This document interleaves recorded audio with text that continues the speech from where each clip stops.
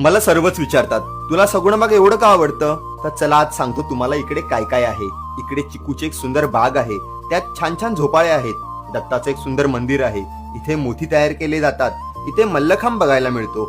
इथे आफ्रिकन अजगर सुद्धा बघायला मिळतो. इथे पिराना आणि बरेचसे मासे आहेत. इथे खूप बदकं आहेत. नदी किनारी छान कॅम्पिंग आहे. इथे कायाकिंग करायला मिळते. इथे रेड्याची सफारी सुद्धा करायला मिळते. इकडच्या पाण्यात मनसोक्त पोहता येतं. इथे मधमाशांचं मध काढलं जातं. इकडे रायफल शूटिंग आणि धनुष्यबाण सुद्धा आहे. इकडे तुम्हाला सेगवे सुद्धा चालवायला मिळतो आणि चिकूच्या बागेत छान जेवण करायला मिळतं. इकडे तुम्हाला छान गोडपान खायला मिळतं. इकडे तलावात बोटिंग करता येते.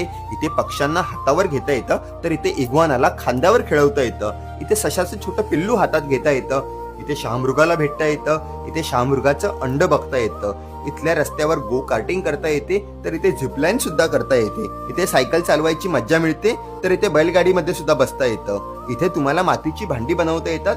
इकडे खूप भारी व्हेज नॉनव्हेज जेवण सुद्धा मिळतं, तर इथे मस्त शेकोटी पेटून रात्री गाणी गाता येतात. इथे सकाळची शांतता सुद्धा अनुभवता येते. इथला मिसळपाव तर खूप भारी लागतो. सगुणा बागेत भरपूर शॉपिंग करता येते आणि सर्वात महत्वाचं म्हणजे तुम्हाला इकडे या अमेझिंग दादांना भेटता येतं. इथे आल्यावर समाधानी आयुष्याचा अर्थ कळतो. म्हणूनच तर मला सगुणा बाग एवढं आवडतं.